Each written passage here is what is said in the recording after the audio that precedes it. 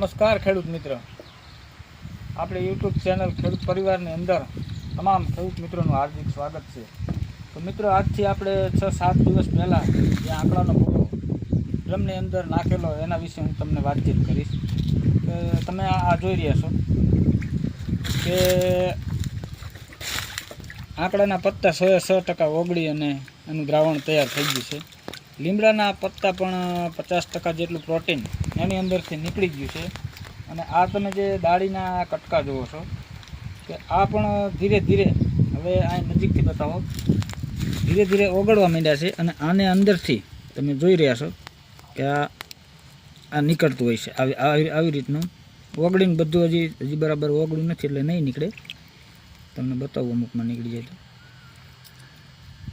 અને જો મિત્રો, આની અંદરથી આ જે નીકળી રહ્યું છે.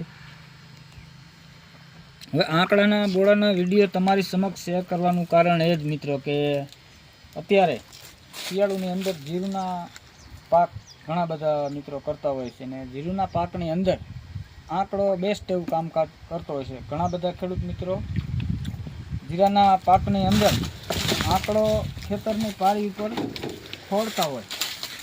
હવે આંકડો ખેતરના પાળી ઉપર ખોડવાથી શું ફાયદો થાય? તો કે અમુક ખેડૂત મિત્રોને આપણે પૂછી તો અમુક ખેડૂત મિત્રો એમ કહેતા હોય છે કે આંકડાનો જે ડાળીના કટકા મોટા મોટા કરી અને પારી ઉપર ખોડી દેતા હોય છે. તો એમ કહે છે કે એનું હવામાન જીરાની અંદર મળે તો જીરાને ઘણો ફાયદો થતો હોય છે. તો મિત્રો, મારું કહેવું એવું છે કે આંકડાની ડાળી પારી ઉપર ખોડવાથી નહીં, પણ આંકડાની ડાળી એના કટકા કરી લીમડાની સાથે અને ગૌમૂત્રની સાથે બેરલની અંદર ઓગાળી આવી રીતે કમ્પ્લીટ કરીને જો તમે પિયતની સાથે આપો તો સુકારો તેમજ જે ફૂગના કારણો હોય, ઘણા બધા ખેડૂત મિત્રોના પ્રશ્ન હોય છે કે ફૂગ બહુ આવતી હોય છે જીરો, એના કારણે જીરું હુકાતું હોય.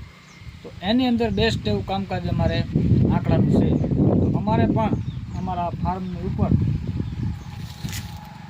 આંકડો જીરાની અંદર અમારું જીરું 40 દિવસનું જીરું થયું મિત્રો, ત્રીજું પિયત આપવાનું છે. અમે દર પિયતે આંકડાનું પાણી છે એ પિયતની સાથે આપતા જ હોય છે. હજુ સુધી જીરામાં ક્યાંય હુકારો દેખાતો નથી. હવે આગળ શું થાય છે એ તમને બતાવશું. તો મિત્રો,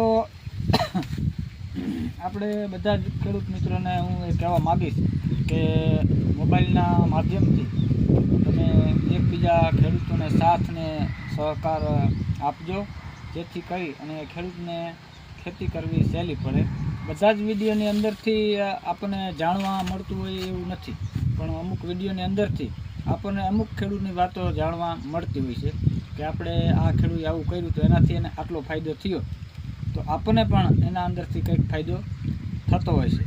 તો મિત્રો, અમે આવું આંકડાનું પાણી છે કે પછી સાયસનો હાથો નાખતા હોય છે, ગૌમૂત્ર એકત્રિત કરતા હોય છે, અને ગોળનું પાણી હોય છે, જીવા અમૃત હોય છે, બીજા અમૃત હોય છે. અને હમણાં 4-5 દિવસ પહેલાં અમે અમદાવાદની અંદર ગોપાલભાઈ સુથારિયાની ગૌશાળા બંસી ગૌશાળાની અંદર એની અંદર મિત્રો અમે ત્યાં કણે જોવા ગયેલા.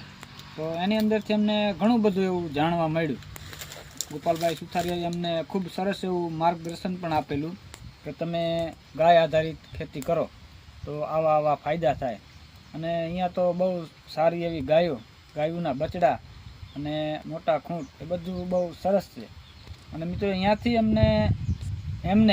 એમનું જે એક બેક્ટેરિયા બનાવેલા જે ગૌ કૃપા અમૃતમ કહેવામાં આવે છે, એના ઘણા બધા એવા ફાયદા હોય છે કે યુરિયા જેટલું કામ કરતું હોય છે એટલું જ એ ગૌ કૃપા અમૃતમ એ કામ કરતું હોય છે.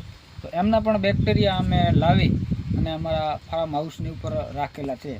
તો એનું પણ અમે બનાવવાના છે કે કેટલા પાણીમાં કેટલું નાખવું, એમાં કેટલો ગોળ નાખવો અને કેટલી ગાયની છાશ નાખવી.